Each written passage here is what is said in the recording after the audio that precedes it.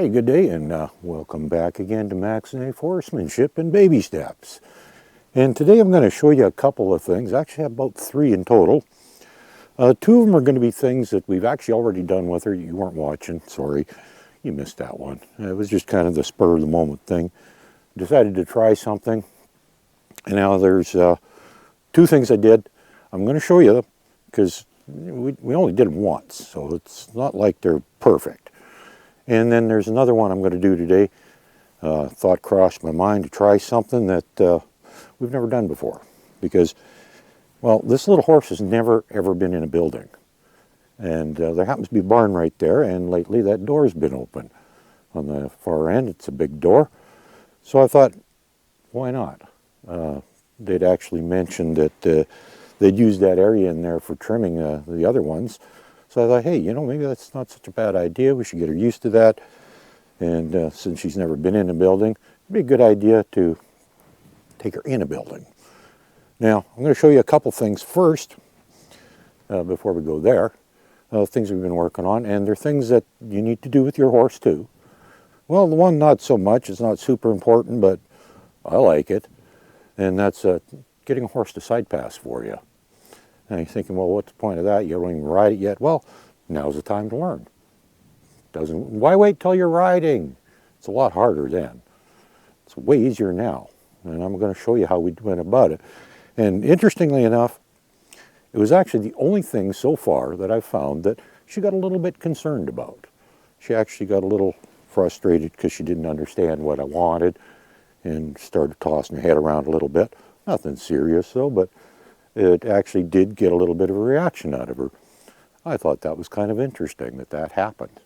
We're going to show you the 2 things that we did work on, and then I'm going to show you the one thing that we've never done before, and we'll see how that goes. And I'm going to show you how we approach it, because it's much like everything I always say, baby steps, small, slow, take your time. There's no rush for anything. And that's exactly how we're going to do that one too, just like everything else, slow and steady, because that usually gets you pretty good results.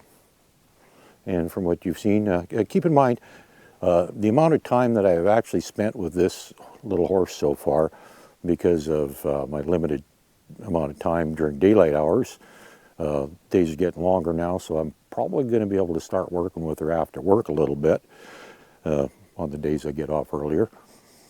And so we'll be able to do something then, but right now it's only weekends. And because we don't want to stress her too much, we only do an hour a day. So that's 2 hours a week. And at the moment, we've got somewhere in the neighborhood of about 14 hours in on this horse. That's not a heck of a lot. If you were to, do the math on it, if you were to work with your horse an hour a day every day, if you have time, that's only 2 weeks. That's it, 2 weeks. That's all we've got is the equivalent of 2 weeks of work with this horse. So just to show you that if you do it right, take your time, go slow, and don't freak the horse out, you can actually make pretty good progress if you take your time. So right away what I'm going to do is I'm going to show you something that in the future it's handy for a lot of things because, well, a lot of horses are claustrophobic. Now this one not so much, which is why I think the next thing we're going to do is, for the first time, I don't think it's going to be too bad because she's not very claustrophobic, but some horses are very claustrophobic, and when it comes to trailer loading, that can be a huge issue. So this is something that we do that will actually kind of lead up to that. I'm going to show you, since there's a bale sitting here, we're going to use a bale, but you can use a fence, a wall, anything, absolutely anything that can be a petition of some kind. You know, it could be a cargo trailer. It doesn't matter. I don't care what you're using. Anything that is between, that puts the horse between you and it. And what you're going to do, now, with this one, we actually went pretty close right off the bat because she was so good at it. But what you're going to do is, particularly on a horse that's a little claustrophobic, which can happen, is you're going to start out quite a ways away. And, you're going to have the horse move back and forth. So if that bale right there is your wall or your fence or whatever. I'm just using the bale because it's here. And we're going to just ask the horse to go back and forth. And I just brought her out, so she's not super responsive right now, but she's there. Now you see how easily she does this. She's very calm, couldn't care less. Now, in your case, what you're going to do is you might have to start a fair ways away depending on the horse, and then just gradually close up the gap a little until you've got a fairly small gap. And you're going to want to keep going back and forth until the horse gets really calm like this.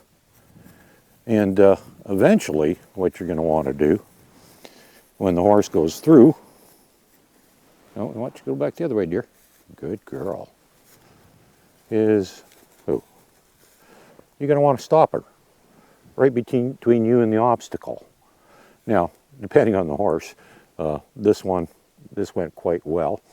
The only time she had a little bit of a fuss with this is the very first time I tried this. I actually did it further over in the yard in an area she really wasn't comfortable with, and she kind of crowded me a bit. She didn't want to get up right against the bales that were over there that we were using.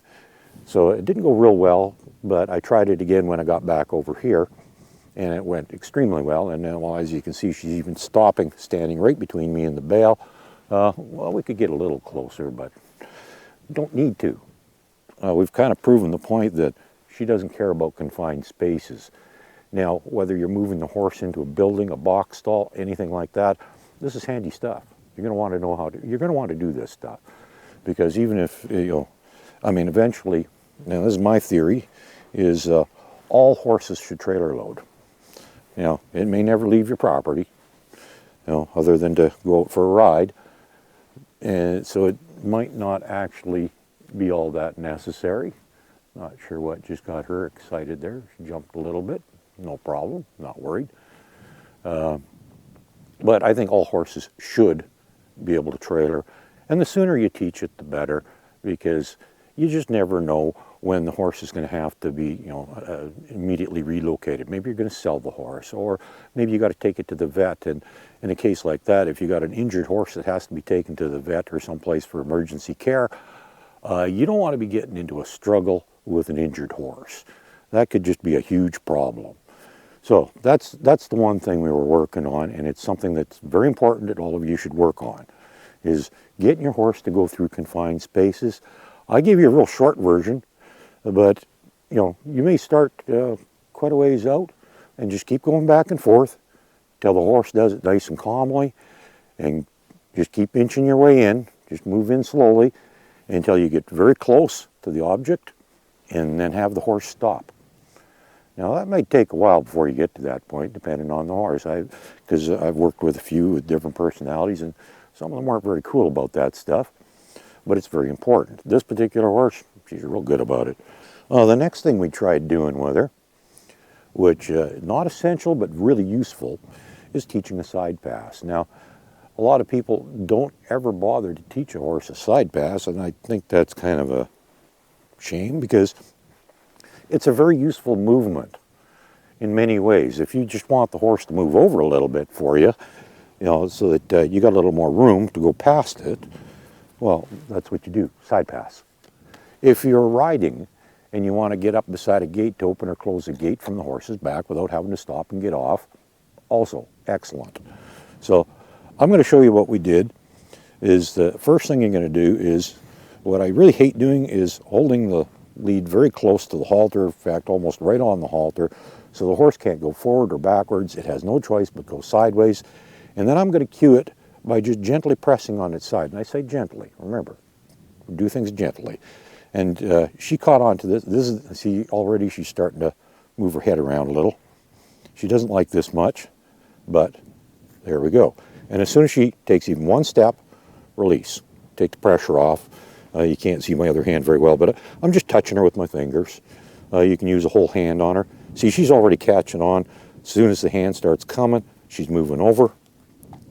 She still doesn't do it real good. She wants to go forward or backwards, not just straight sideways. But this is the beginning.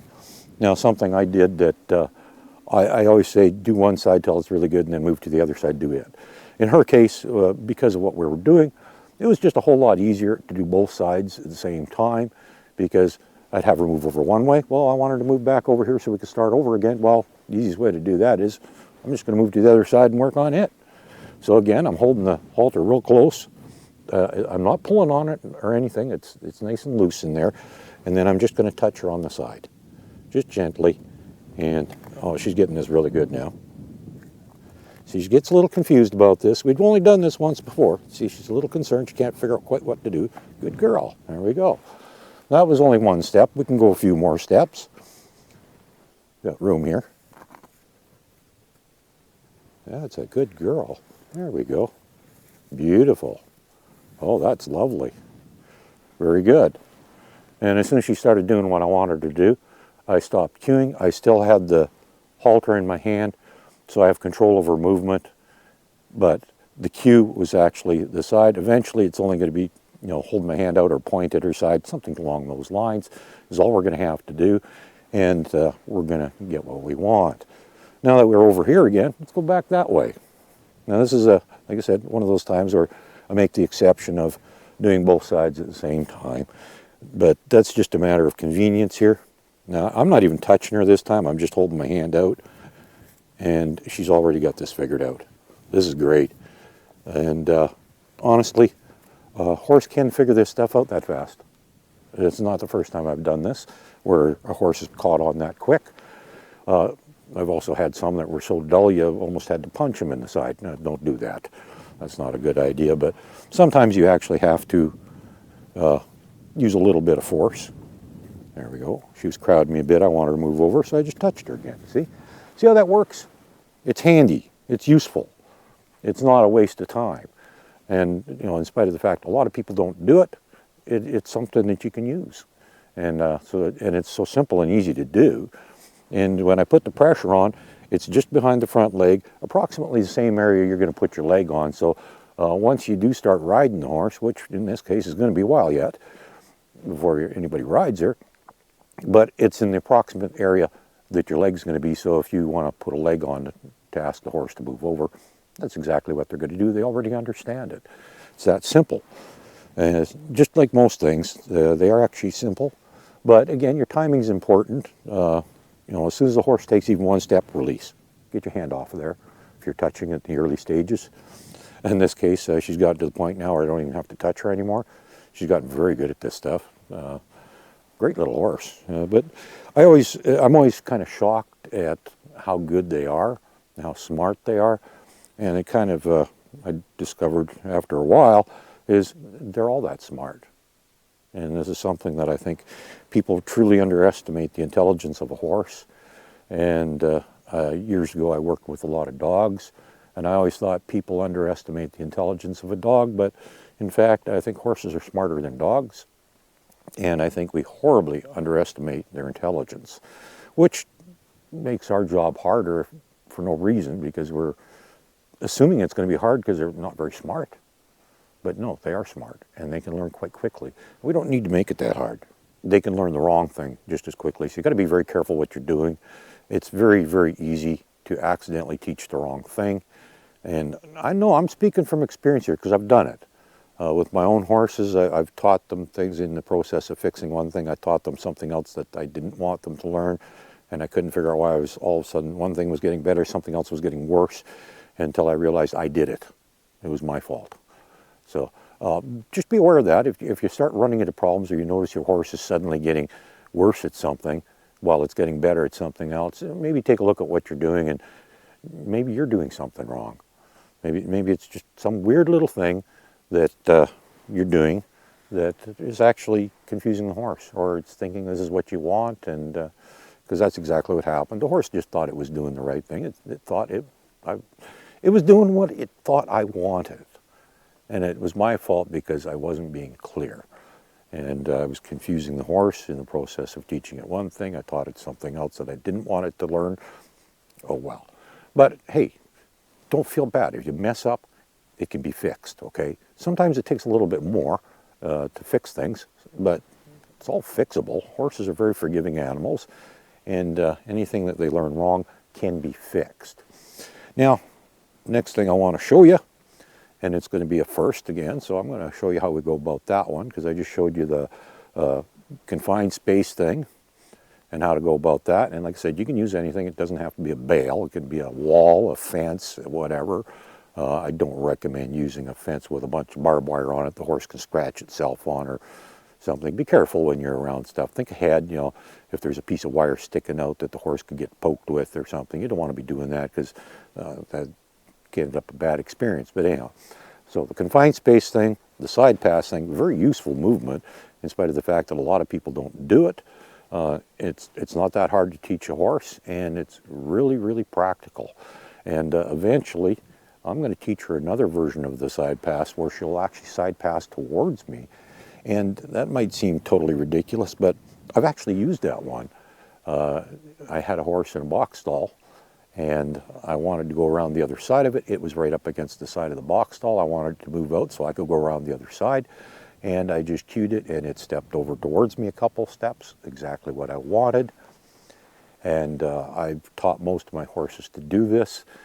And it was funny, that one, he was just in the process of learning it, and I shouldn't have even tried it at that point, because I didn't think he knew it good enough that I should have been doing it, but just out of habit. I'm used to working with the horses that know this stuff, so I cued him to do it, and he did it just fine. So fortunately, that one worked out for me. But you know, that's just another example of be careful when you're cueing a horse to do something. Make sure it's something that you can follow through on.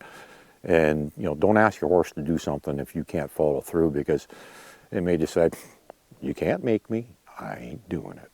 And once that happens once or twice, you're in big trouble, trust me. But like I say, I got lucky on that one. But I'm going to show you that one eventually. I'm not sure she's quite ready for it yet. When we get this side pass real good, which it's getting there, I'll advance to the other side where she'll actually side pass towards me. And I'll show you how I go about that one too. It's actually pretty simple. It's not as tough as you think, and eventually all you have to do is hold up your hand and the horse will come towards you. Real simple, very easy to do. Takes a little patience, like anything, but in time you can get your horse to do it, and it's a real handy movement. Like I said, there's lots of times you just want the horse to move a little bit this way, that way, forward, backwards, whatever. And all these maneuvers that you're teaching your horse, they'll all have practical applications where, you know, the more you can make that horse maneuverable to any direction you want it to go, to get around it, to pick up the foot on the other side or something when there's a fence in the way, or whatever you want to do. You know, you just want to get a better look at something. That leg looks funny, I want to look at it. But it's up against the fence, I want it to move this way, so I'm going to teach it to move over. Okay, stuff like that. All comes in handy, so pay attention to this stuff. You're not wasting your time by doing it. It's all got uses, and I've used every one of these things, and I know that I was really grateful that I taught the horse this stuff, because not everybody does, but I've found uses for it, and I was really grateful that I taught it, so I'm sharing it with you. That's why we're doing this stuff. So next, we're going to move over to the barn, and we're going to see what happens when we try getting her to go in the barn. I got a funny feeling she's going to be pretty darn good about it. Let's see, I'm going to relocate the camera, and we'll get on this one. Well, I've got the camera situated so this doorway's kind of in the middle. So you should get a pretty decent view of what I'm doing here. Now what I'm going to do is, first off, a principle that I, constantly tell you is, go slow, take your time. So what we're going to do here is, first off, we're just going to walk around in front of this door, get her used to the door itself, because the opening itself may bother some horses. In her case, I don't think so. In fact, I'm quite sure it's not going to bother her one little bit. But we're just going to go back and forth in front of the door. She's already looking in. She's getting curious. That's good. That's good. And we're just going to, there you go. Get her turned around, we'll just walk back. And each time I do this, I'm a tiny bit closer to the door. But I'm not getting in a big hurry. In her case, I'm probably going to move a little faster than I do with some horses. Come on.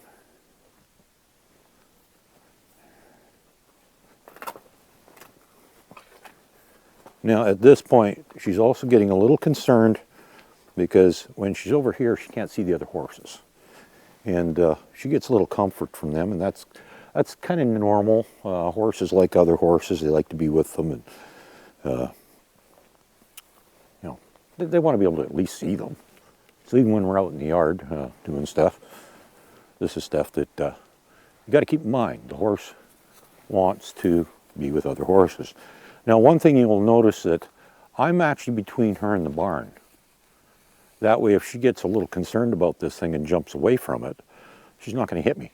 She's going to go away from me instead of towards me. This is quite intentional here, what I'm doing. It also acts as a bit of a buffer because she kind of trusts me, and so I'm protecting her from this big scary barn.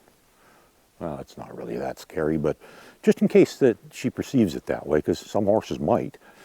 So what we're going to do is we're just going to keep going back and forth right in front of the doorway, and each time we're going to get a little bit closer.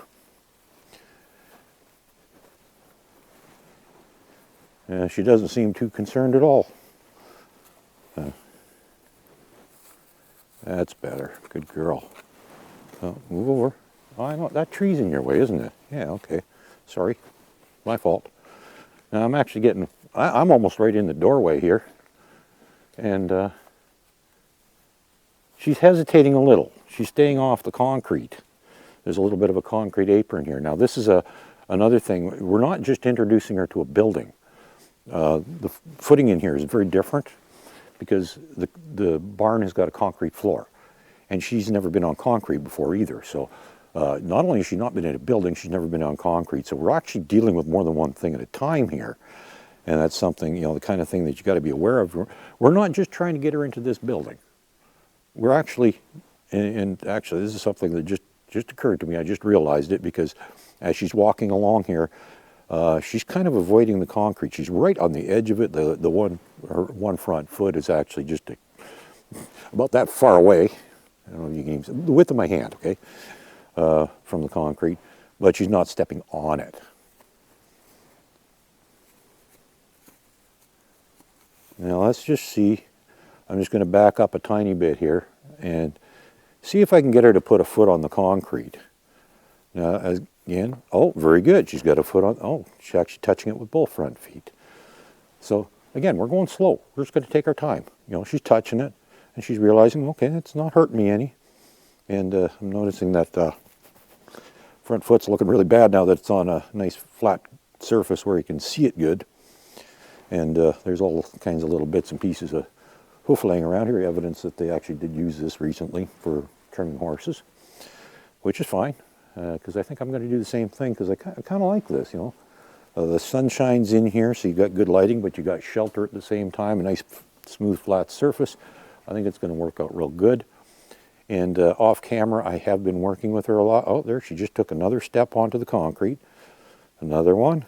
Good. She's well onto it now with the front feet. The back ones aren't on yet, but that's okay. And I'm letting her go at her pace. I'm not even asking her to take a step forward, but she's getting curious here. She keeps looking in the barn. And something else you have to consider, and this applies to both buildings and even trailers when it comes to trailering, is the way a horse's eyesight works. Good girl. She just took another couple steps. Their eyesight works quite different than ours, and it doesn't adjust to light levels as well. So to her, inside this building is a black hole. And to a horse, that's kind of like a cave.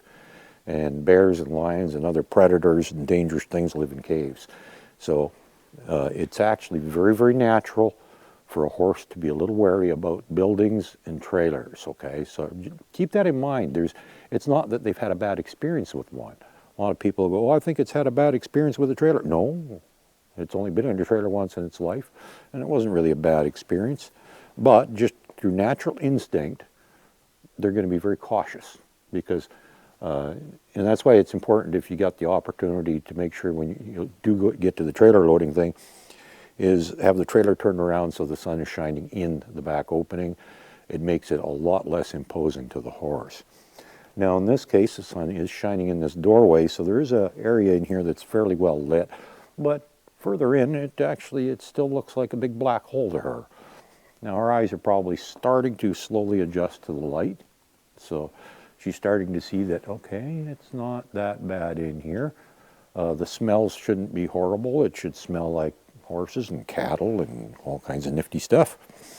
So let's just see if she'll go a little bit further in. I'm just going to back up a tiny bit, and yes, she's going to take another couple steps. Very good.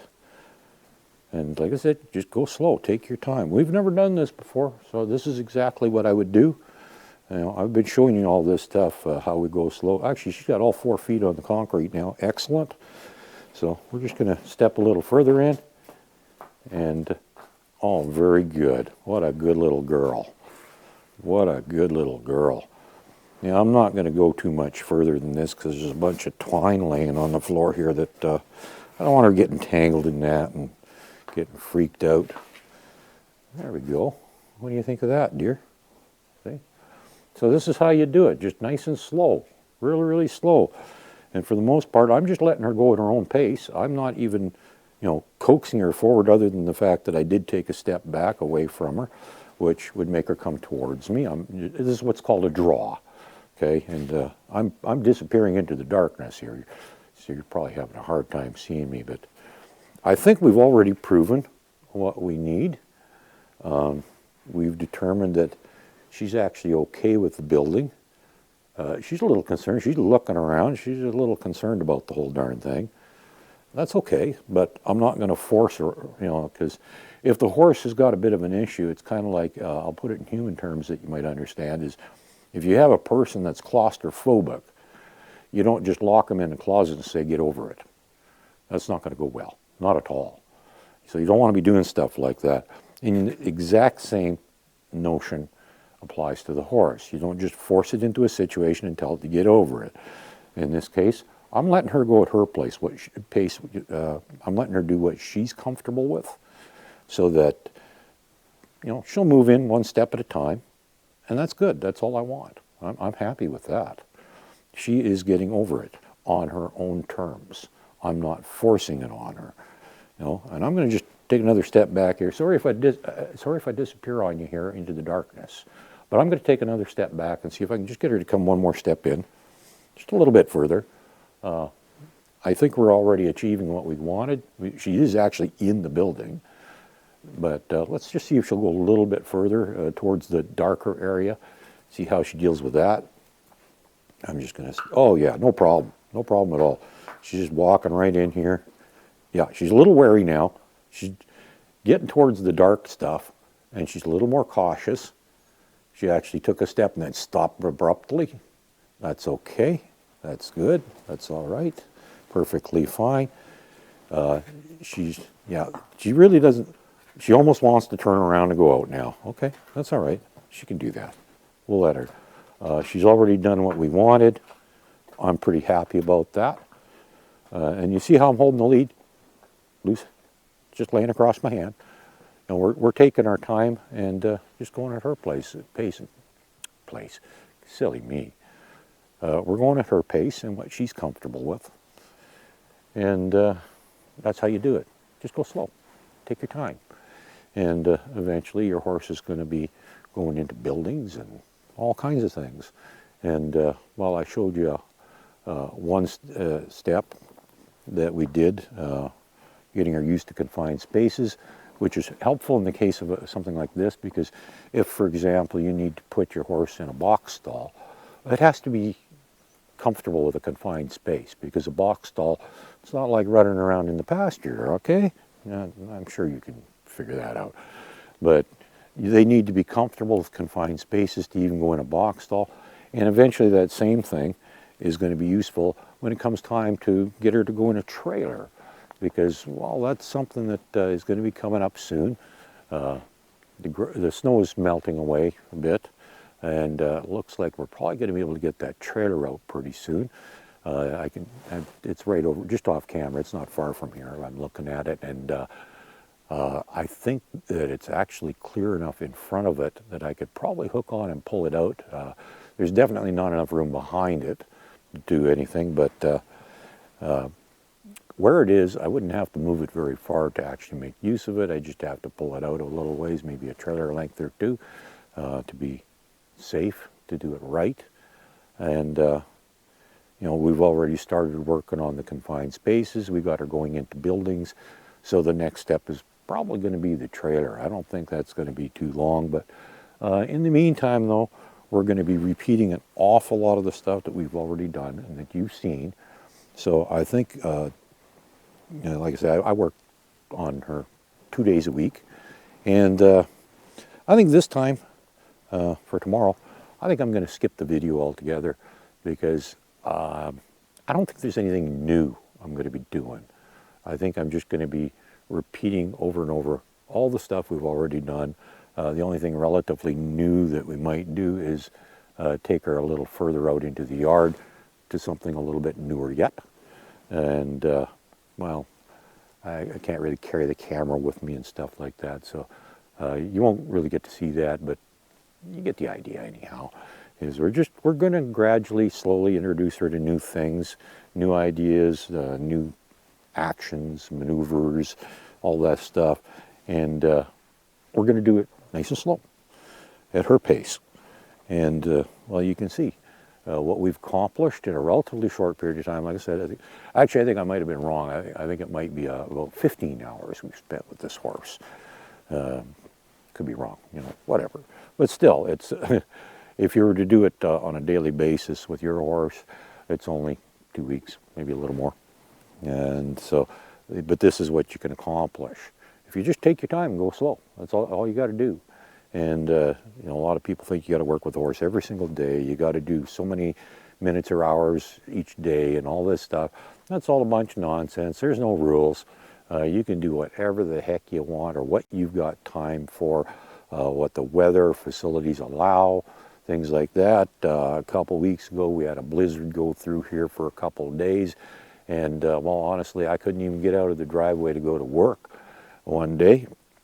It was bad. So that weekend, we actually didn't work with the horse. And yet still, you see what we're getting here. And, you know, we only work with her, you know, twice a week on the weekends as time allows. And the one weekend we didn't even work with her. And still, we're making huge progress. At least I sure think so. And we're getting to the point where we can do some of the things that are really necessary, like she needs to be wormed. And I was talking to the owner, and they're going to buy some wormer that I can use on her. And she's actually almost a year old, so they're actually going to opt for the full strength stuff that because anything under a year, I think it is, you're supposed to use the full wormer. And since she's almost a year old, they're going to go for the regular stuff. And because she's only got, I think it's another month and she'll be a year old. So she's not that far off. It might be a little risky, but to use something full strength on her, but whatever. Not a huge deal. Oh, on the note of wormers, though, I'm going to mention something, though, that a lot of people are unaware of is, now, when it comes to wormers, take the time and read the friggin' ingredients, okay? Because you'll discover that in spite of the fact there's quite a few different brands on the market, there's very few different ingredients. Different brands might have identical ingredients. And somebody will say, oh, this brand is great, that brand isn't. You should use this one, not that one. You know, it doesn't make any difference because they still got the same chemicals in them. They do the same job, exactly the same.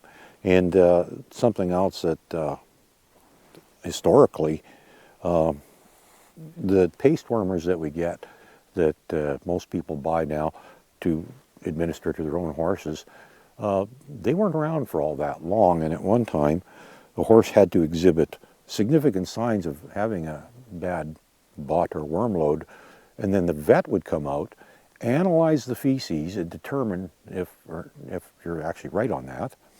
And then, because they didn't have paste wormers back then, the vet would administer the chemicals. And it was done through a process called tubing, where they actually stick a tube down the horse's throat and squirt it directly into their stomach. So that's how that was done. So this whole thing of the paste wormers, where everybody does it themselves, relatively new thing, and everybody thinks it must be done all the time. And well, in fact, not that long ago, it was not always done, and it was only done on a need-be basis. It was not done as a preventative measure like a lot of people do now, and how often they do it too. Now that varies a lot. My personal opinion is twice a year is adequate if you're into it. If you don't do it at all, I wouldn't get too worried about it. Nobody worms the wild horses, and they do just fine. And it's actually it's a what do they call a symbiotic relationship between the parasites, the bots and worms and stuff like that. They require the host, and they aren't going to do harm to it. So almost every single horse in existence has got some. Too many, not good. No, definitely needs to be addressed if they got too many. But having some is actually normal, perfectly normal, and it doesn't hurt the horse one little bit, because those parasites, they're not interested in hurting the horse because that's their home. They need the horse. So they're not going to hurt the horse. That's not what they're, and in a moderate load, it's not a problem at all. It's only a problem if it gets too excessive.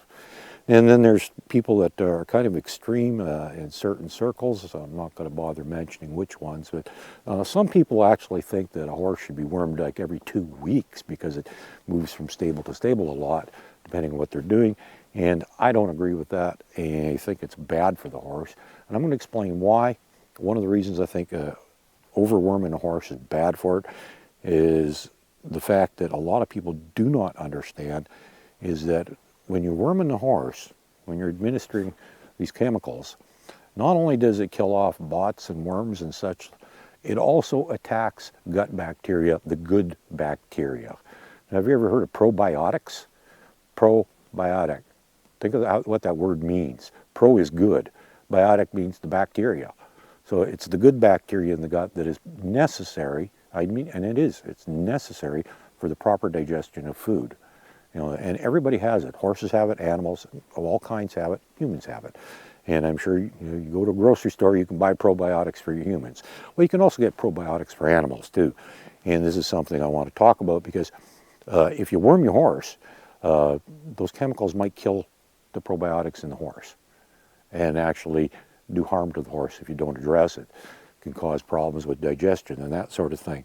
So what you want to do is if you worm your horse, wait a few days, maybe a week or whatever, and then administer some probiotics to the horse. And I'm not familiar with the ones for the horses, but I'm sure they probably have them.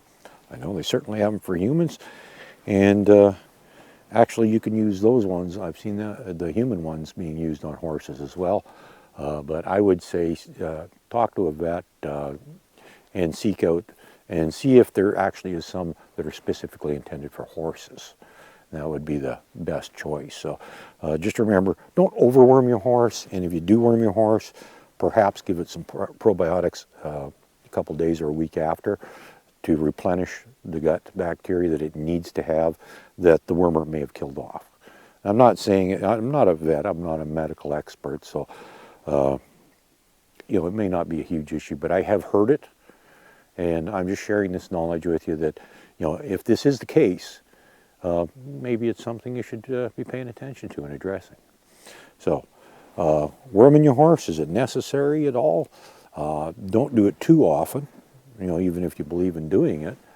And if you do it, maybe administer some probiotics after you're done, because those are all things that are necessary when it comes to worming. And in the case of this one, worming is one of the issues.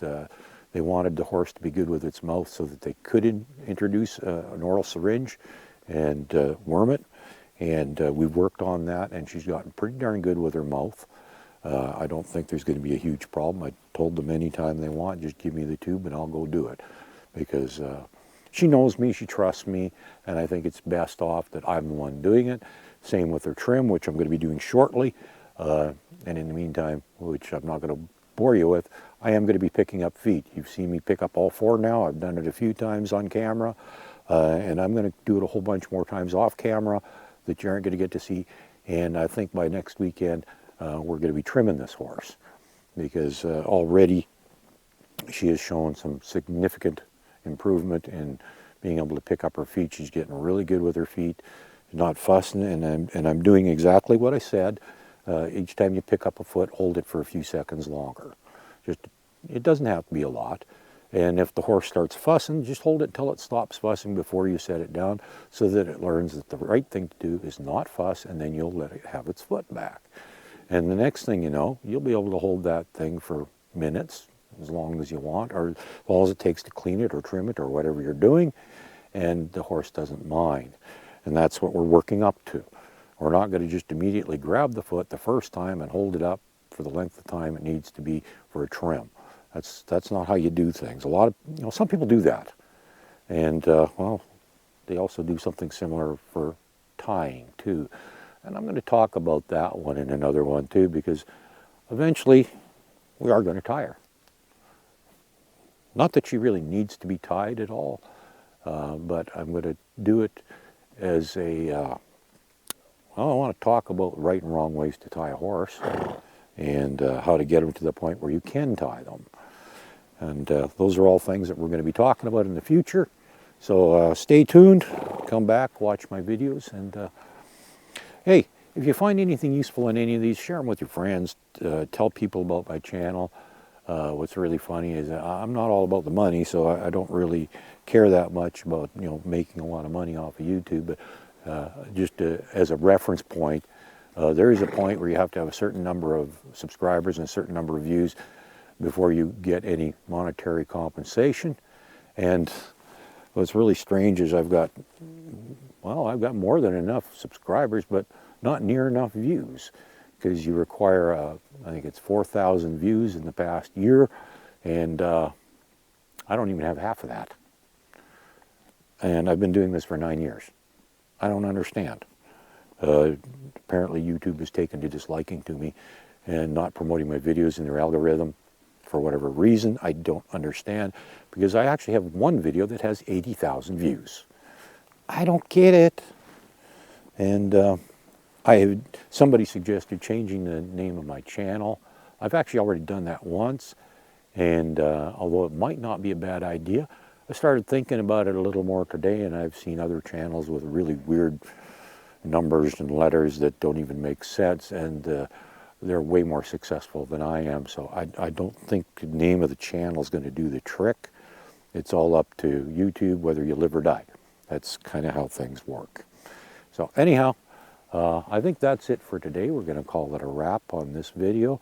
I'm going to play with her a little bit more, do a few more little things with her, pick up her feet a few more times, stuff you've already seen, and I'm not going to bore you with. In the meantime, go play with your horse and have a good day. Bye now.